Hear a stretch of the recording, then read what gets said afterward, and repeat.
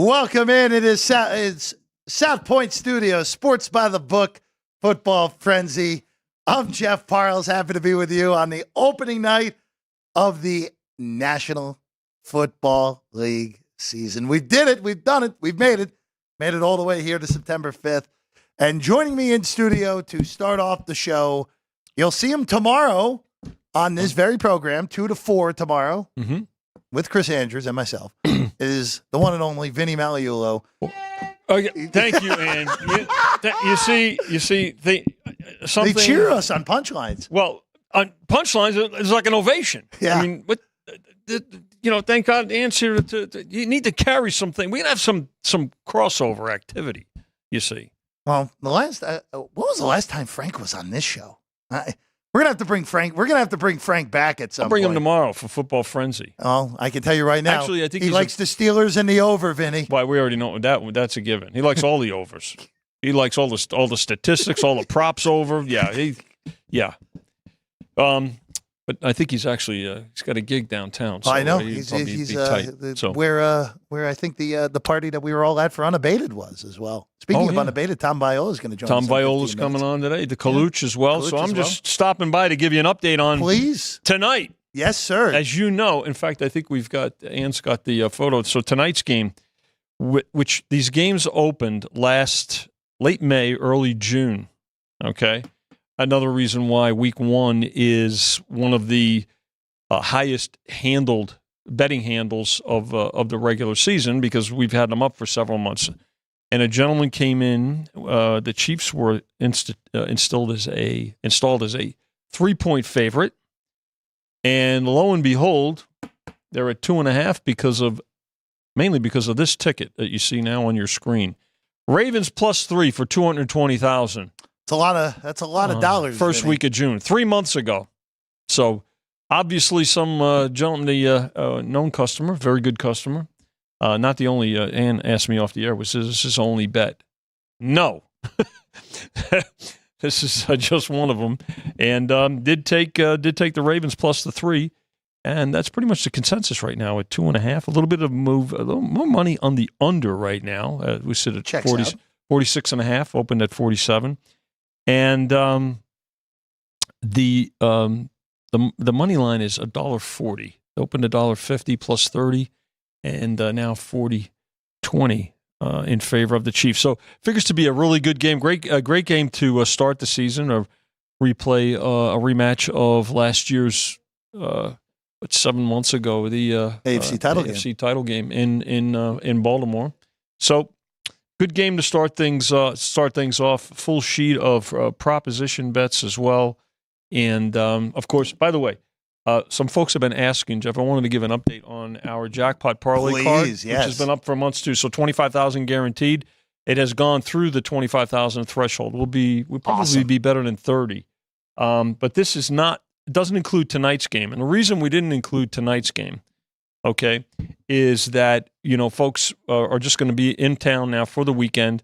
So we did not include tonight or tomorrow's game. So folks have all of Sunday's games and the Monday night game in San Francisco with the Niners and the Jets.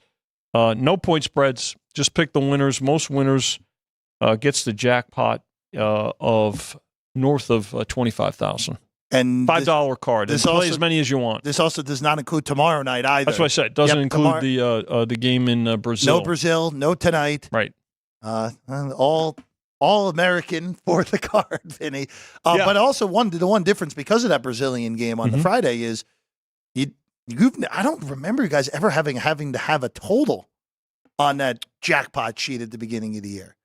Well, because of the number of games. And you have the total for we had Monday to night because game. of the Friday night game. So what we did was, and it's the logical choice, we picked the Monday night game, Jets and Niners. And if there's no one perfect, it would go to the next So record, let's correct? say somebody goes 14-1. Yeah, it's the most winners. And again, they get the jackpot. And if multiple people have the same amount of winners, then we divide the card accordingly by the number of winners. I want to say last year we had about 4, I think, if memory serves me correct. I know 2 years ago it was 2 that split. Yeah, but so what you'll, and again, if you're one of those folks, going into Monday night, then you have an opportunity to bet the Monday night game the opposite way to maybe take advantage of both, middle it. So. And also too, Vinny, you brought up the jackpot card. All the cards are out. Cards are out. All the parlay cards are out. Mm-hmm. You have this is the half point one in my hand. The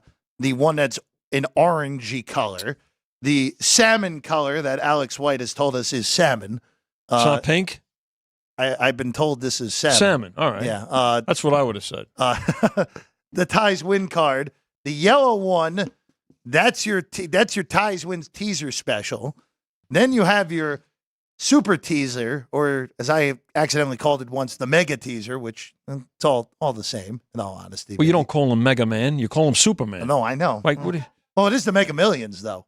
Yeah, but yeah. So that's the white card with blue font. And then my favorite card that you guys put up, which I've been trying to win for years now. The reverse teaser. The reverse teaser in the NFL. That is the white card with the red font. This is your year, Jeff Parles. Vinny, I'm never winning one of these. One time I did, I stacked it up. I had 4 on there. I got the first 3 right. It came down to a primetime game involving the Seattle Seahawks, who were the last leg of it, and they did not cover. Did you bet the other side? Did you offset it by a little bit? I did, but I mean, it was it was 75 to 1. It was a $20 bet. It was okay. That's a nice chunk of change on this that, is your $20. year. This is your year, Jeff Parles. You know what's going to happen? I know exactly what's going to happen, Vinny. My wife, Margaret, one of these days is going to place one of these, and she's going to win it the first time that she plays. She hasn't played them yet? That's a guarantee. Yeah, Margaret, going to get it. Yeah. First go around. That's right. So, all right, Vinny. Anything else we need to know before? No, I think we got a covered a good. We got a couple of games tomorrow night in college as well. BYU and SMU, Duke and Northwestern. Of course, I mentioned the Packers-Eagles game, which is a first. So great weekend. We had a real busy first couple of weeks of college. Last week it was obviously Labor Day weekend, and now to start the NFL season. So everybody's playing starting tonight. We got a game tomorrow, as I mentioned, and then a full slate of college on Saturday. And again, the college menu has expanded to the extra and added games as well, which go up on the days of the game. So this figures to be certainly the biggest football season. All indications are to be the biggest football season from a betting standpoint that we've ever seen. I would agree. I would agree. Just knowing how this first week of college football went, we just have big games. We're going to keep stacking on top of each other, and it's going to be a heck of a lot of fun. Vinny is back with us tomorrow. Back tomorrow. 2:00. Be ready for it. Football Frenzy, the behind-the-counter special with Vinny and Chris and Jimmy. Jimmy will be here. Jimmy will be here as well. We'll go through all the NFL games and also college football. A lot of them, not all of them, but a lot of them on a college football slate on tomorrow. We'll have a good time. It's great. So 2 hours tomorrow. Yes, sir. Thank you very much. Good to be with you, Jeff. Good to have you in, as always. We'll keep it right here. We'll keep it rolling here, as Vinny said. We'll just give you the updates. As always, what the South Point does best, always minus 110. Always minus 110 on those sides. And right now, the Kansas City Chiefs, as Vinny said, that big bet back in June moved it from 3 to 2.5. That big bet was on June 6th. The line has not moved since then. We're still sitting at 2.5 behind us here at the South Point. The total, as Vinny said, went down to 46.5. Again, these two teams, the two betting favorites to win the AFC after meeting in the AFC title game a year ago. The Chiefs looking to become the first team in the Super Bowl era to three-peat. We have to go back into the days of pre-Super Bowl era to have an NFL three-peat. The Ravens, of course, last year a 1 seed in the AFC before falling short in that AFC title game. There are also, as Vinny said, all these props here at the South Point. If you want some alternate point spreads, the Ravens 3.5 plus 210 favored, minus 3.5. You want Kansas City up to minus 7.5 plus 220. The total, if you want the under 40.5 plus 210. And if you want the over 53.5 at plus 210. But really more so than anything with this matchup tonight, and I'll give my official play later in the show. because I do have a play to open the season here for these two teams. The biggest factor in this game, and I mentioned this morning, but I want to go a little further into it. Were you at Baltimore last year as the most explosive run attack in the National Football League? You have, by any measure, the best running quarterback in the NFL, arguably the best running quarterback in the history of the NFL, Lamar Jackson. Todd Monken is still there on the offensive coordinator. Derrick Henry comes in, who is at least to me, a big upgrade over the combination of backs through the years, Dobbins, Gus Bus, that's Gus Edwards, the Dalvin Cook at the end of last year, and others who have been in that Raven backfield over the last few years. But the biggest difference when you're Baltimore this year is with 3 new offensive linemen, where Baltimore still has Ronnie Stanley, who, when healthy, one of the best left tackles in the National Football League. Tyler Linderbaum, the Iowa product, has been every bit as good as you would have expected at the center position.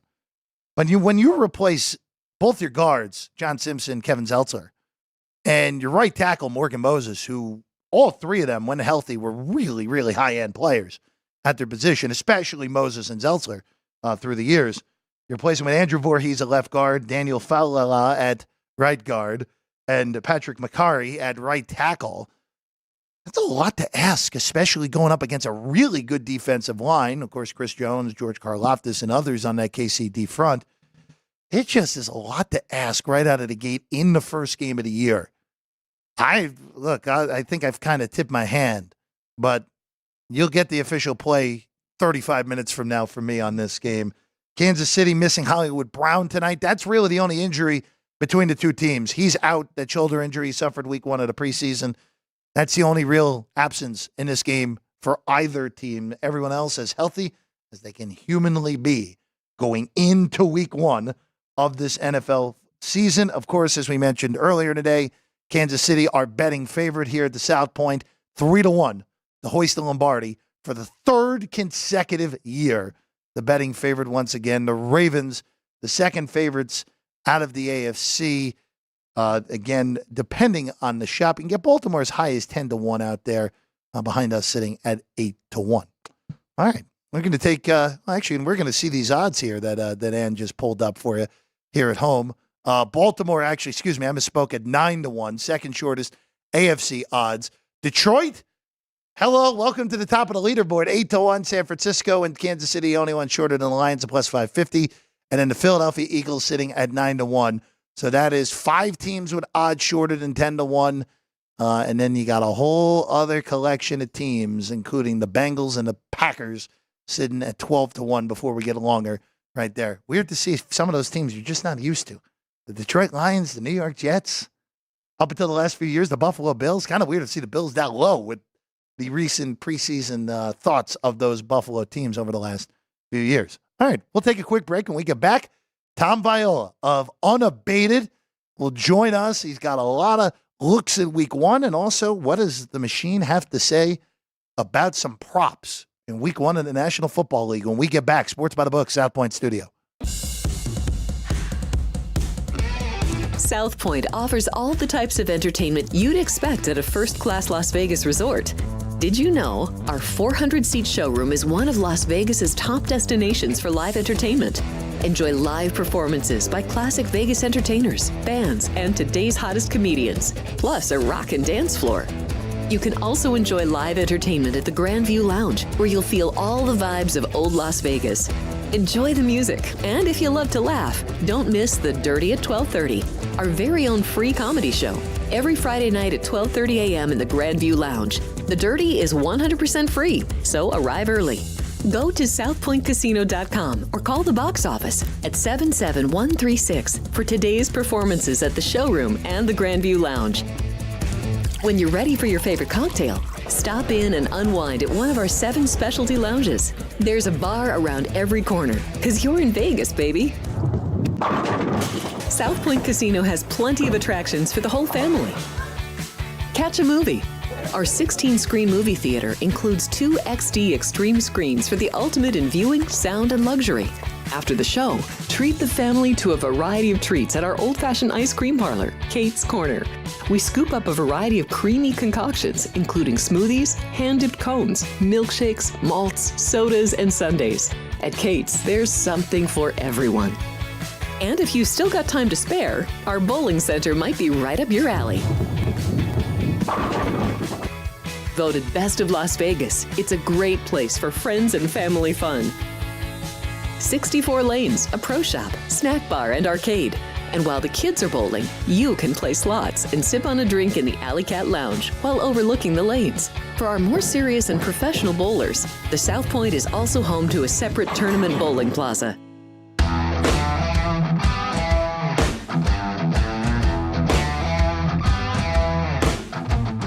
Sports by the Book, Football Frenzy, rolling along. Opening night in the National Football League. We have a lot to get to on the show today.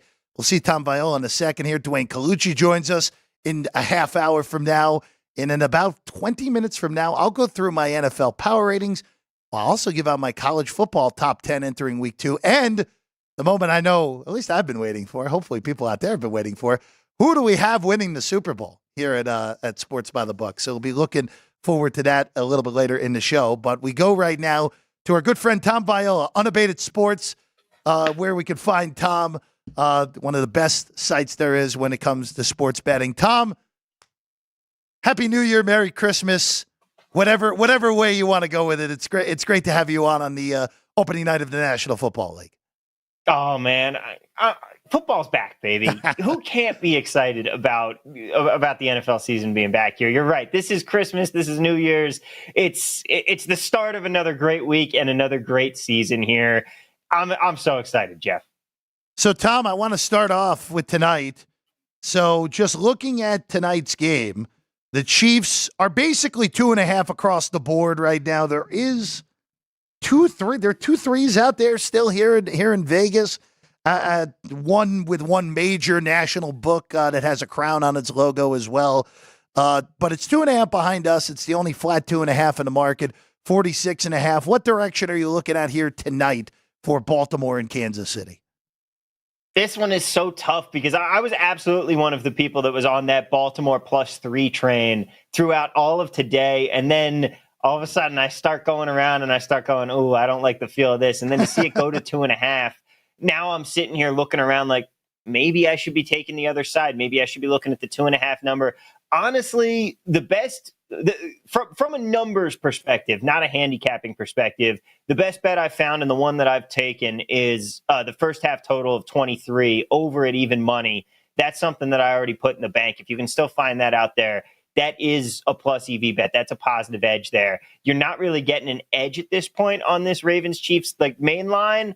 That being said, I'm still inclined to go with my gut on this Ravens +3. You can still find it at some places at 115. If it's at 120, no, it's gone too far for me. But I still like getting all 3 points with the team here tonight that doesn't have the history of starting slow on these week ones. And maybe that is a little bit too much bias back to last year with the Lions game. But I don't know. I still like Ravens +3 tonight. Yeah, I'm happy you brought that up. When we were talking with Femi Abebefe this morning of You Better You Bet when he was on with us here on Sports by the Book in the morning version, I actually thought that some of the play on Baltimore may almost be what we saw because of what we saw a year ago. But yeah. Travis Kelce didn't play in that game. Kadarius Toney was Detroit's second best player. One problem, he played for Kansas City.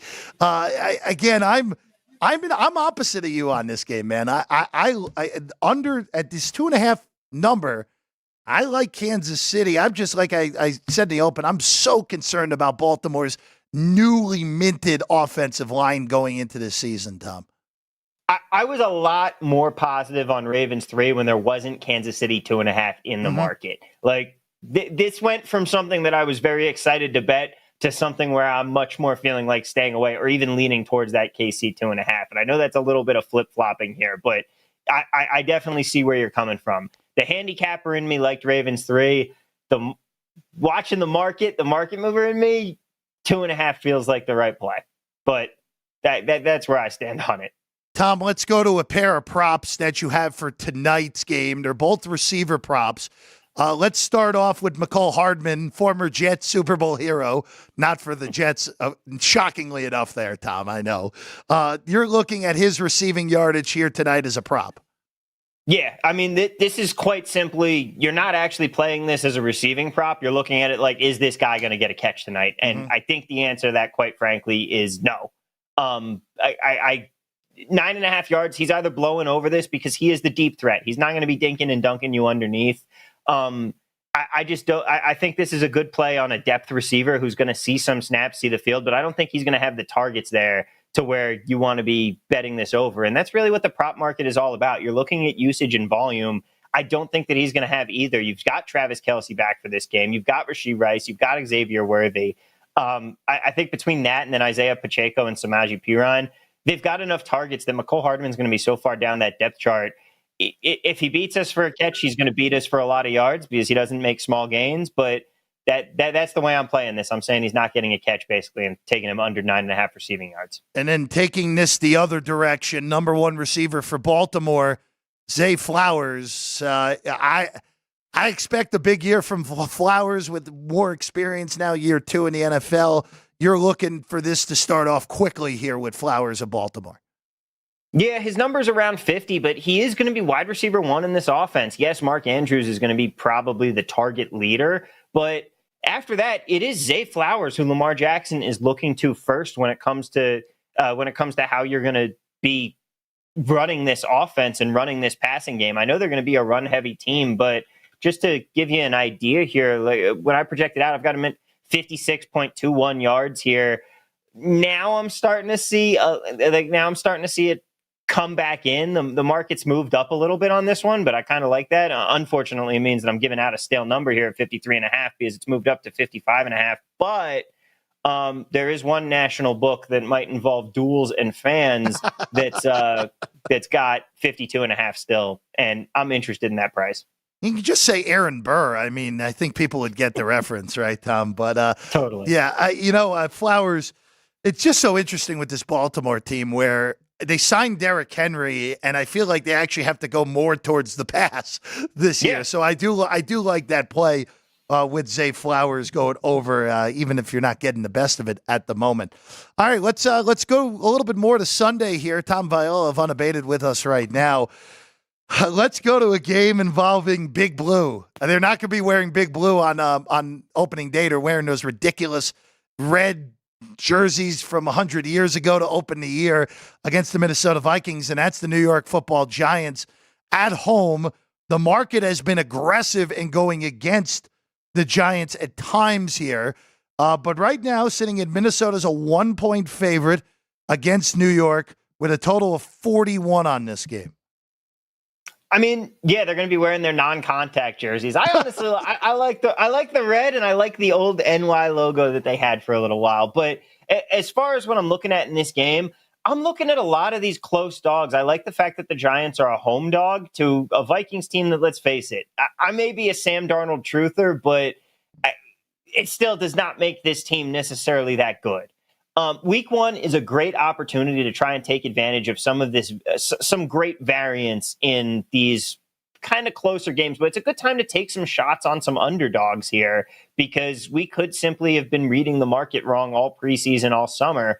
And this is one of those spots that I just really like for that. I like the fact that I'm getting a plus price on the Giants here in this game against a Vikings team that, no matter what they said, Sam Darnold was not supposed to be the first quarterback to be starting for this game. This was supposed to be J.J. McCarthy here.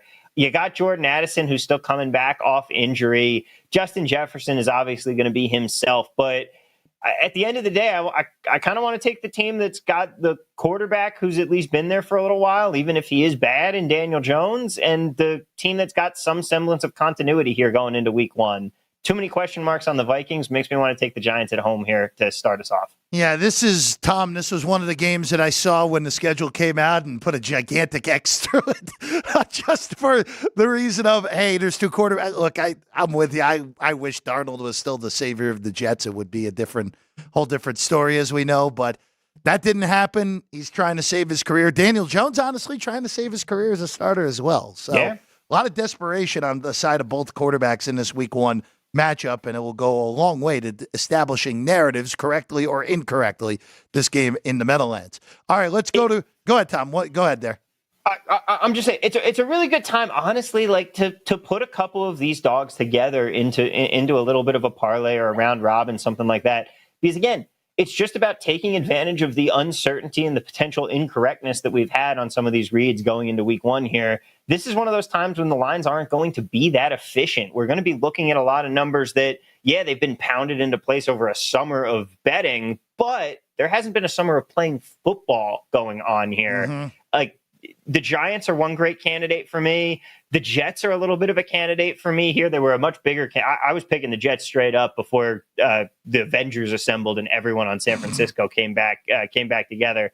But looking at a couple other of these teams here that are slight dogs, I mean, the Cowboys, I don't really understand. I understand why they're a 2.5-point dog in Cleveland, but they feel like the right side to me on that one. They're a good candidate for this. And then looking up the board a little bit, I think the Colts at home are another potential candidate if you are, again, looking for some of these more variance-based plays here. Yeah, we'll have more discussion on tomorrow's show about Indy and Houston. To me, that might be the most intriguing game of the weekend that a lot of people seem to be forgetting about. The winning the AFC South, I know it's only week one, but winning the AFC South could very easily go through the result of that game like it was in week 18 last year, where Houston, of course, won in Indianapolis to win the division. Speaking of underdogs, let's go to the Pittsburgh Steelers. Sorry, Jerry. I know it's not punchlines anymore, but the Steelers taking on the Falcons.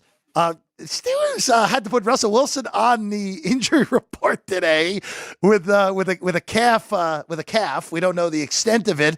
So unknown of will Russell Wilson be able to go? Will we see Justin Fields in week one? I know it's not your same old Falcons with Kirk Cousins and a new head coach, but Tom, at least to me, this one smells. We know what it smells like here. Pittsburgh wins as a dog in an ugly game against a team they have no business beating in week one, and the Mike Tomlin narrative continues on. I feel like that's exactly what's going to happen. Full disclosure on this, when I texted you this morning to say, like, hey, these are the games I'm looking at tonight, that was pre-Russell Wilson injury news here. I don't like – I'm not that high on Justin Fields, but, yeah, this still feels like one of those ugly games that they can absolutely go out and win because, again, there's not really a ton of continuity on either team here, but at least that Steelers defense has some continuity going into this season, and the coaching staff has been there. If I trust a team here to be ready, it's the Steelers and Mike Tomlin, but that's way more of a narrative play that I really want to be going with here. But I still do like the Steelers a little bit, but a lot less so since the Russell Wilson injury news. It is, I'm not a huge Fields guy either. I do think he is probably better than Russell Wilson at this point of Russ's career. So if Fields ends up getting a nod because of the calf injury and this thing goes to 4, I can tell you right now, I'll be on Pittsburgh if this thing were to move any higher than the 3.5 that it is sitting at the moment. And then one last one here, Tom, for these individual games. The Jets and the Niners, it's the finale of week 1 on Monday night. Behind us, it's 4. The rest of the market is 4.5. The total's what's gotten obliterated today, down to 43.5 at most shops, including behind us here at the South Point. Tom, what that tells me, even though necessarily the underdog is not getting bet as much as it was a few weeks ago, the fact that this total is going lower makes me think that the correlation will go to the underdog Jets, especially with that defense. Absolutely. I mean, you expect this to be a very defensive game. There's still all the questions of what's Aaron Rodgers going to look like. But I think at the end of the day, I'm looking at the ceilings for these teams. And you can't tell me that the ceiling for this Jets team isn't right around the ceiling for that 49ers team there. I still don't necessarily think we can trust Brock Purdy all the way. He might be a little banged up. Apparently, he was dealing with some injuries late in training camp, late in the preseason here. I still question what he's going to be like. You've got Trent Williams coming back, but he hasn't played a single snap of football from training camp on. How much is the rust going to hurt Brandon Ayuk? The Jets have at least all been together, minus Hassan Reddick here. I just think 4.5 is a bridge too far on this number. I know that you're kind of entering a dead zone between 3.5 and 5.5 there, but I think the Jets can pull off the upset, and I don't think that this game should be under 3 to me when I make this game. I make this 2.5. Oh, okay, and that's interesting. I was going to say more than anything, the total I think has gone away too much now. I don't think you can chase the total if you got those early numbers. Job well done. I see this game being played in the low 20s at most in this one, which then dictates to me taking points. I'm with you. I don't know if the Jets can get there outright, and especially at 4.5, I know you missed the best of it during the summer. You have to take into account everything that's happened throughout the summer for San Francisco. Again, Ayuk and Trent Williams will be there, but as you said, they didn't practice it all this summer. So there's only so much you can get off of a week's of practice for those two guys. Tom, I know you have 2 more props. I want to start with a rookie here making his NFL debut. Patriots and Bengals is the game, but you're looking at the Patriots side of things on their top drafted wide receiver out of the University of Washington, Jalen Polk. Yeah. I'm looking at a bunch of different rookies. I will tell you, I am looking to fade both rookie throwers. I'm looking to fade Caleb Williams and Jaden Daniels this week. But as far as rookie wide receivers, who else is Jacoby Brissett throwing to on this offense? Jalen Polk's line is at 29.5. I've got him projected a little bit higher than that, and I just don't see who you have to throw the ball at some point, especially because you're going to be playing the Bengals here. Like you're not going to be getting out of this one without taking to the air, even with as bad a team as the Patriots are going to be.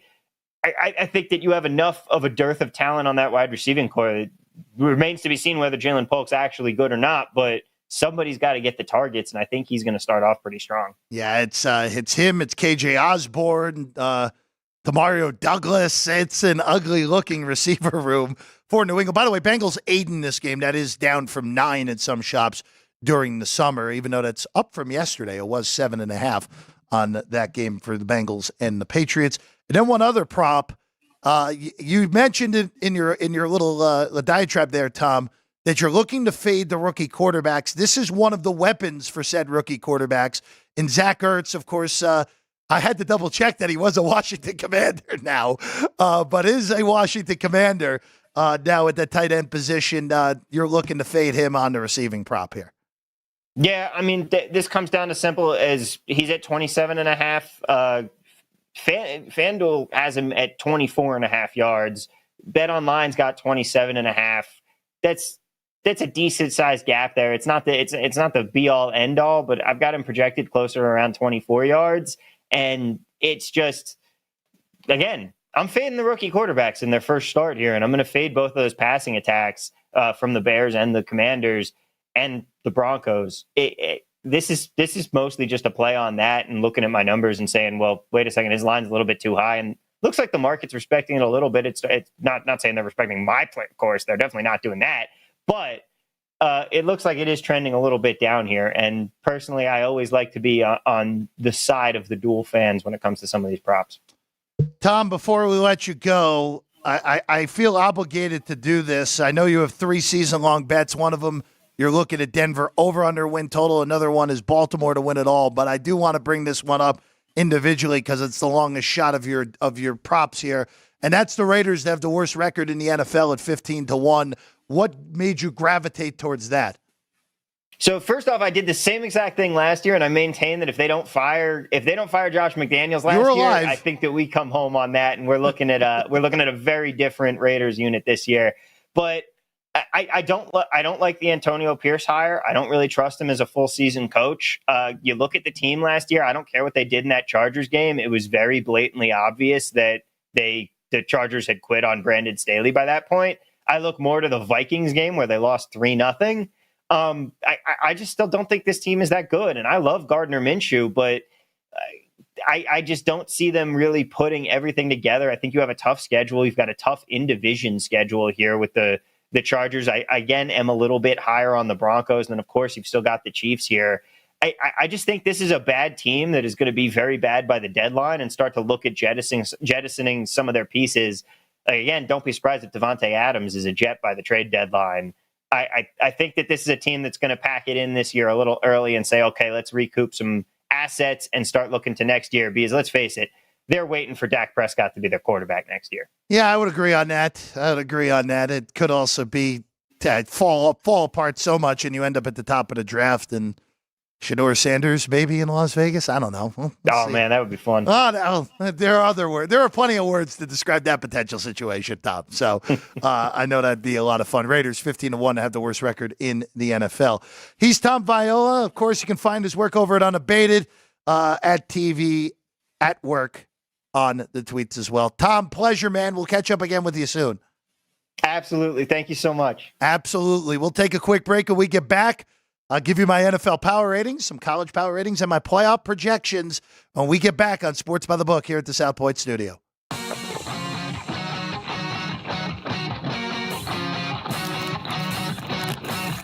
Once you've satisfied your hunger, get ready for more of the hottest casino games in Vegas. Our 24-hour, 30-table non-smoking poker room proudly hosts all the most popular poker games with a variety of betting limits. Visit the poker room for a schedule of daily tournaments. Whether you're going to hold 'em or fold 'em, the best place for poker is at South Point Casino. You'll notice that our craps tables are usually the loudest in the casino. If you've never played, join one of our free craps lessons to find out what makes this game so exciting. Check with the craps dealer for schedules and give it a roll. Bingo is also an exciting way to spend your time. We offer 7 sessions of bingo every day. And each session includes a cash ball jackpot, 12 bingo games, a progressive double action game, and a $10,000 bonus coverall. Electronic units are available. If you haven't played bingo with us, give it a try today. Guests can also get in on the action at our one-of-a-kind race and sports books, 2 separate rooms designed to maximize your experience and comfort. Our Sportsbook, with over 400 seats, puts you right in the middle of the action, 24 hours a day. The friendly ticket writers are happy to help, and it's conveniently located next to the famous Del Mar Deli, where you'll find supersized portions of delicious deli items like roast beef, pastrami, and Reuben sandwiches, or soups, salads, and pizza, plus spectacular desserts fit for a king. And right next door is the Racebook, over 150 seats, each with its own TV screen. There are 16 interactive player terminals, so you can bet right from your seat.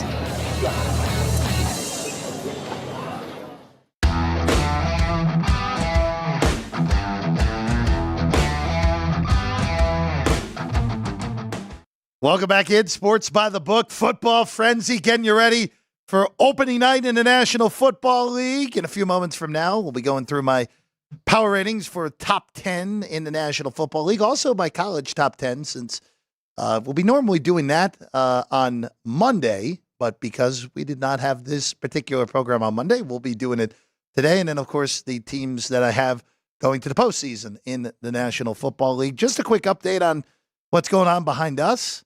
All right, well, there are limited seats behind me right now. So if you want to be watching a game here at the South Point, you better show up soon. I know we all love the back of my head also on that view as well. But starting to fill up behind us here at the South Point. Always a fun place to watch the game going into week 1. Chiefs still sitting at 2.5 as we speak right now. That total still sitting at 46.5 entering tonight's action. All right, there it is. Look at that. See, the limited seating available. People are already here. Game starts in 90 minutes. You got to get here before 90 minutes from now if you want to make sure you have a seat for week 1 to get off and rolling here in the National Football League season. All right. Duane Colucci is going to join us in about 7 minutes from now. We'll get the final perspective from behind the book. But before we do that, I know Alex White revealed her power rankings going into the NFL season for the NFL and what she had for college football. If you missed that, that's available on the channel from Tuesday's Sports by the Book show. Alex and Kenny White did a tremendous program that day, and we'll reveal my top 10 right now going into the National Football League season. And it is, of course, the Kansas City Chiefs sitting at number 1. Shocker. Until further notice, Kansas City is at the top of the board for me. They have the best player in the league. Even though Travis Kelce was not the same, he was still, to me, the best tight end in the NFL. High-end offensive line, great coaching staff, if not the best coaching staff in the NFL. Until they are dethroned, they are number one. Then this is where I differ from a lot of people. I have Detroit ahead of San Francisco going into the season. It is razor close on that. But in the end, the Niners concern me. Just the way this offseason went for San Francisco. Again, at some point, I'm still concerned the shoe's going to drop for Brock Purdy. But I have Detroit slightly ahead of San Francisco as the best team in the NFC going into this year. And now this is where this really is compact. 4 through 8 are essentially the same for me. Barely even half a point between all of these 5 teams. They are so super tight. But the Jets came out at number 4. When we're talking about roster and we just take away the logo, the Jets roster actually was very close to those top 3. But I downgraded their coaching staff in a big way. Still don't trust Robert Saleh. Nathaniel Hackett is not a good offensive coordinator, as we know. Aaron Rodgers is 40. A lot of things could potentially go wrong for the Jets, but if we're going off straight rosters, this roster is loaded. So I have them slightly ahead of the Bengals, who you'll see where I have them seated in a few moments. They're number 5 in my power rankings. Baltimore, number 6. Again, I still have some concerns about the offensive line, but high grades at coach, high grades at quarterback, high grades on that defense, keep them in the top 6. Green Bay at number 7. And them in Philadelphia, basically the same. I have already bet Green Bay tomorrow night for the game in Sao Paulo because of how even these teams are. I think Green Bay is going to win the game outright in that neutral site. And then number 9 and number 10, Philadelphia is at 8. And then number 9, the Bills, I think are actually a little undervalued going into this season by some. Josh Allen, even though I've said in the past, I think he's overrated. He's still one of the 3 best quarterbacks in the league. And team with a chip on their shoulder. I was surprised that a lot of people downgraded as much as they did going into this year. And then number 10, Houston. I know there's question marks of how can they handle a first-place schedule. Was it a mirage with C.J. Stroud? This team's really good. They've improved their roster. That's going to help them avoid a potential sophomore slump for C.J. Stroud. I have them pulling in at number 10. I know, no Miami. I know some people will disagree with me on that. I'm lower on Tua than the market is. I'm lower on their coaching staff than some I would say as well. On the college football front, rapid fire through this 1 through 10 going into the season. I had Ohio State at number 1. That is no longer the case. And I know we don't want to aggressively move based off of 1 week, but Georgia's clearly better than Ohio State because Carson Beck is much better than Will Howard. So I vaulted Georgia from 2 to 1. Ohio State still clearly number 2 in the country. I swapped Texas and Oregon. I had Oregon 3, Texas 4. Now that's reversed. I'm a little bit concerned about how Oregon's offensive line look against a good FCS team in Idaho, but still an FCS team. So I have Texas 3, Oregon 4. Penn State comes in at number 5. Again, 5 through 7, tight. Penn State 5, Alabama 6, Notre Dame 7, interchangeable to me. I just thought Penn State's performance against a team that I think is really good on the road in West Virginia was a little bit better than Notre Dame's on the road. And Alabama, I had Alabama down at number 8 entering the season. So this is a little bit of a vault for them going into this week 2.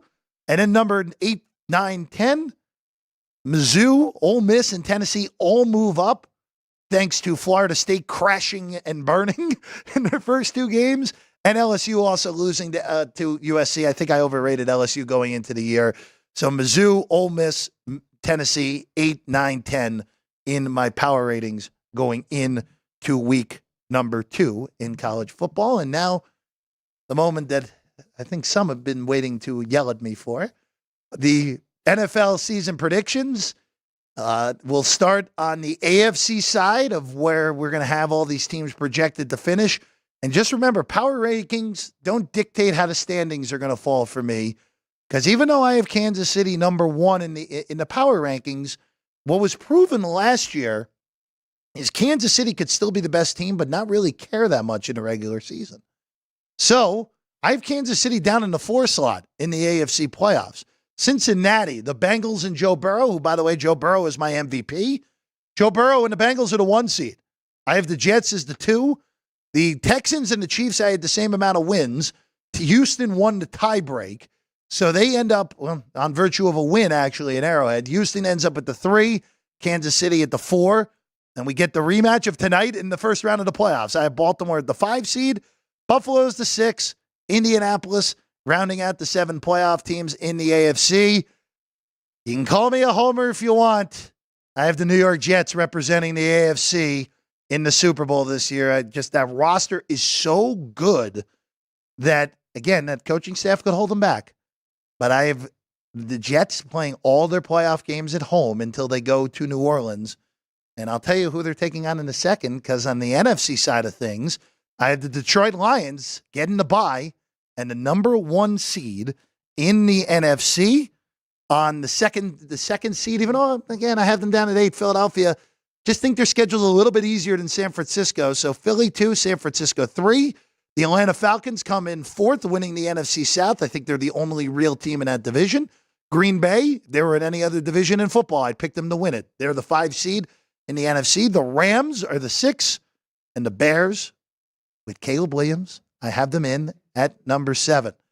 I have Detroit winning the NFC, and I have the Super Bowl to end all Super Bowls with the Jets and the Lions taking on each other in New Orleans. All right, let's take a quick break. When we get back, Duane Colucci of the Rampart will join us next here on Sports by the Book.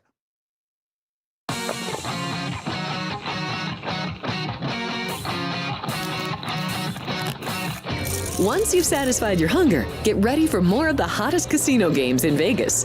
Our 24-hour, 30-table non-smoking poker room proudly hosts all the most popular poker games with a variety of betting limits. Visit the poker room for a schedule of daily tournaments. Whether you're going to hold 'em or fold 'em, the best place for poker is at South Point Casino. You'll notice that our craps tables are usually the loudest in the casino. If you've never played, join one of our free craps lessons to find out what makes this game so exciting. Check with the craps dealer for schedules and give it a roll. Bingo is also an exciting way to spend your time. We offer 7 sessions of bingo every day. Bingo! And each session includes a cash ball jackpot, 12 bingo games, a progressive double action game, and a $10,000 bonus coverall. Electronic units are available. If you haven't played bingo with us, give it a try today.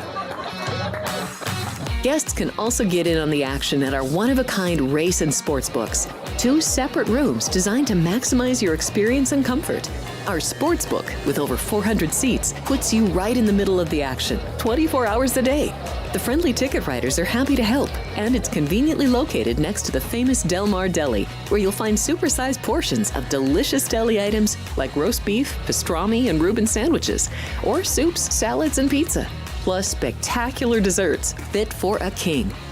And right next door is the Racebook, over 150 seats, each with its own TV screen. There are 16 interactive player terminals, so you can bet right from your seat.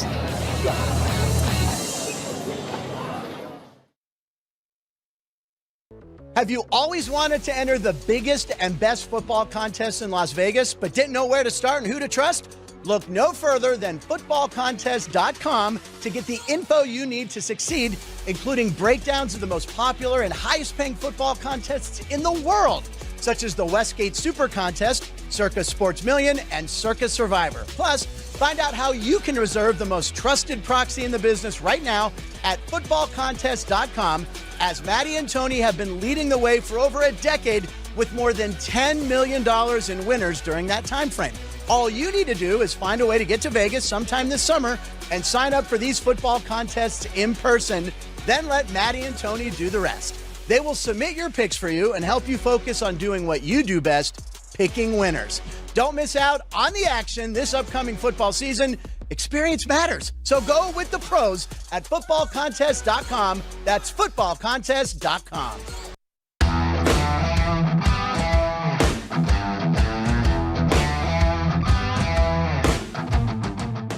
Welcome back in Sports by the Book. Happy to be with you. Football Frenzy here on a Thursday afternoon here in Vegas, Thursday evening, wherever you may be watching us. And if you're in the chat, I know Serotonin Cowboy active in the chat. Thank you for watching. We all know we don't all agree all the time. We know that. It's sports betting. You're not supposed to agree all the time. Not Sean also on tonight. Offensive line has a lot of unanswered questions for Baltimore. All Baltimore has to do is get to midfield, and Tucker's automatic from there. Over 47.5 is the play for not Sean on the chat there for the longest field goal of the game. Now joining us in his new spot here at the end of the show on Thursday, getting us ready for all the Thursday night football from the behind the book perspective, runs the race and sportsbook up at the Rampart in Summerlin. Our good friend, Duane Colucci. Duane, thank you for being with us as always, my friend. Always, Jeff. You know, it's a real pleasure, especially right before kickoff of the NFL 2024-25 season. So, yeah, a lot of action. The book is packed. Still got Delmar running. We got games tomorrow. It's unbelievable and phenomenal as usual. Rampart and South Point do it the best. You know that. So, Duane, let's start with tonight. Again, injury reports coming out. Nothing surprising here on either side. We knew Hollywood Brown wasn't going to be in. No significant injuries on Baltimore's side. Brown, of course, comes into KC. Will miss this first game. Duane, you guys have been sitting at 2.5 since that big bet that Chris took back in June. You haven't moved, and 46.5. How have the bettors up at your shot like this game since it looks like that these numbers are probably going to stand pat until kickoff at this rate? Yeah, definitely praying for the Chiefs not to win by 3. But, you know, a ton of action on the Chiefs is starting to come in at my property. You know, smaller wagers and a lot of, you know, ticket count is very high on the Chiefs at my property. A lot of people betting them in the parlays and whatnot because you're not on that key number of 3. You saw the huge ticket that Jimmy put out, $220,000 at the South Point on the Ravens +3. So, yeah, this is going to be an interesting game. I want to see how motivated to start the season that Kelsey and Mahomes are. You know, they definitely have significant others that are coming into play, whether it's Brittany Mahomes, who's building a new house and showing it off, a massive complex, or it's the Swifties, you know, with Travis Kelsey. So a lot of parity going on. Lamar Jackson, a fabulous talent. We know that on the other side of the ball. I think he's 7-0-1 in primetime games, yet 1-4 against the Kansas City Chiefs. So we got to keep our eye on this.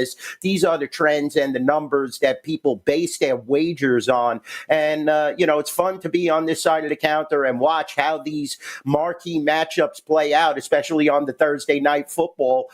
You know, let's see who they're going to wager on coming down the stretch. There's plenty of time before kickoff, about 2 hours, a little less, and we're going to see. But so far, a lot of Chief buyback is coming in at my property, and the ticket count is definitely, you know, starting to get lopsided on the Chiefs.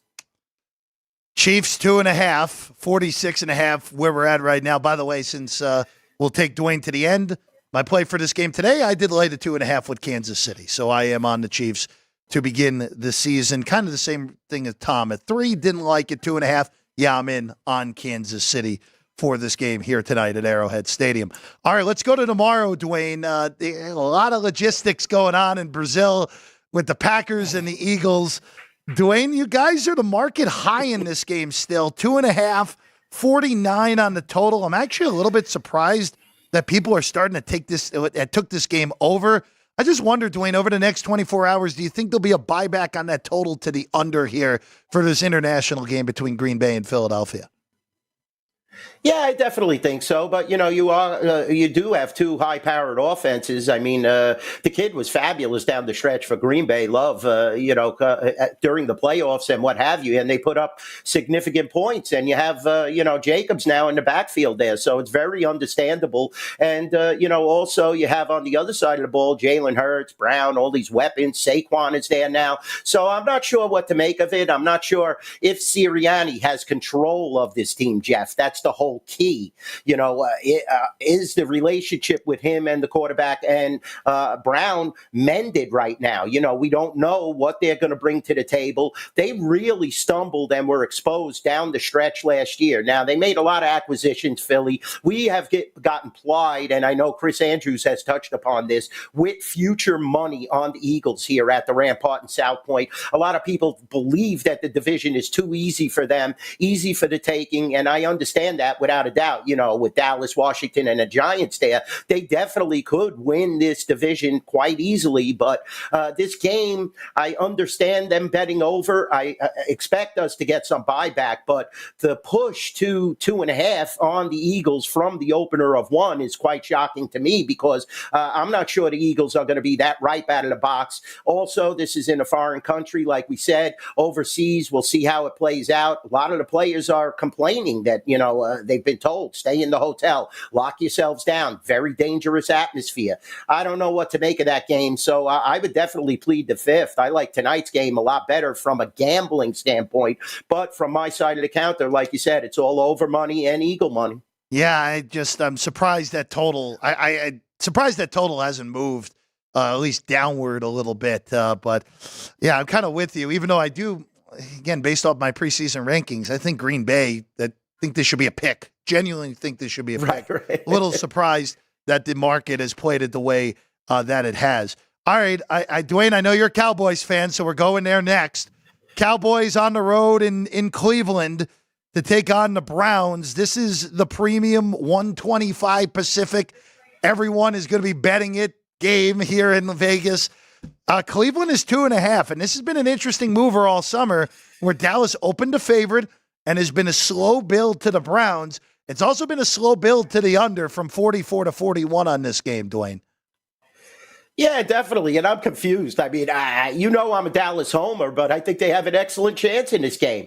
I mean, without the Chubbs today and, Deshaun Watson coming off this major surgery, why are you just plying the Browns? I mean, they have a solid defense, made some nice acquisitions, but you got CD in the fold now. Dak Prescott is definitely going to look to impress. Don't kid yourself. Dowdell, Elliott, and now you also have Cooks in the backfield, which definitely improves their chances of running the ball. I think Dallas has an excellent chance, despite me being a Dallas homer there, Jeff. I think they have an excellent chance. But like you said, one-way money. They were the favorite, and now the Browns are the favorite. But I like Dallas in this spot, and it's probably going to be one of the highest handled games of the weekend, like you said, being an afternoon game and all that. But I like Dallas's chances. Jerry got the contract done. I think they definitely have a chance even to win this division if Philadelphia hasn't mended all these relationships and plays doesn't play lights out. Dallas will be right there because I don't think the Giants have much to bring to the table, and Washington's in a rebuild phase. It's very interesting with this game. When the schedule came out, Duane, I actually was like, I don't want anything to do with this game because I thought Dallas was going to be too big of a favorite in this game. And now it's gone the other way where it's like, I don't know if Cleveland should be this big of a favorite. So just one of those weird week 1 handicaps where I'm going to be looking in game and seeing if there's an opportunity to be had on this game for sure. I do want to ask you about Sunday Night Football because that got hit today. The Lions and the Rams, where you guys are at 4, Duane. The rest of the market's basically at 4.5 across the board. So market low. If you like the Lions, bet them behind us or at your shop at 4 flat. I know there's some injury concerns, even though Jonah Jackson and Puka Nacua both fully practiced on Wednesday and Thursday for the Rams. I'm a little bit surprised the market's been this aggressive on Detroit here. I know they're beloved going into the year, but for this game, a little surprised at how this has moved. Yeah, definitely with Nacua and Kupp, fully healthy. That's a 2-prong attack right there. And, Stafford is going to be looking to matriculate the ball down the field, as Hank Stram used to say. But Detroit is definitely one of the top teams. I mean, I'm on St. Brown, and what Jared Goff has done there. The coaching staff is unbelievable. They are one of the top teams without a doubt Don't get yourself wrong in the NFC. So I think that Detroit, is going to see a little action as we get closer to game time, and you're going to see that number probably go back up. But yeah, I'm surprised as well. But the Rams do have weapons, Jeff. So I'm not so sure about their running attack, but their passing attack could be very effective. What Detroit has to do is get a lot of pressure on Stafford, and then they could control the game. You saw this team; they almost went to the Super Bowl. A few mistakes, so don't sell Detroit short. That division, it hasn't improved all that much. I don't care how many Caleb Williams are there. Minnesota has definitely taken a downgrade. Green Bay is good and solid, but definitely Detroit is going to be a playoff team barring massive injuries, and I expect Detroit money late at the Rampart and South Point. Duane, before we let you go, I do want to ask you on one college game, and that's the biggest one of the day tomorrow, or excuse me, on Saturday, I should say, and that's Texas at Michigan, where we saw 6.5 open. Other books that I know that when games of the year, this was 3.5, 4 on Texas. Now it's gone up after 1 week, a sample size. Back to 7 with the Horns laying it. Total's been bet down 2.5 points.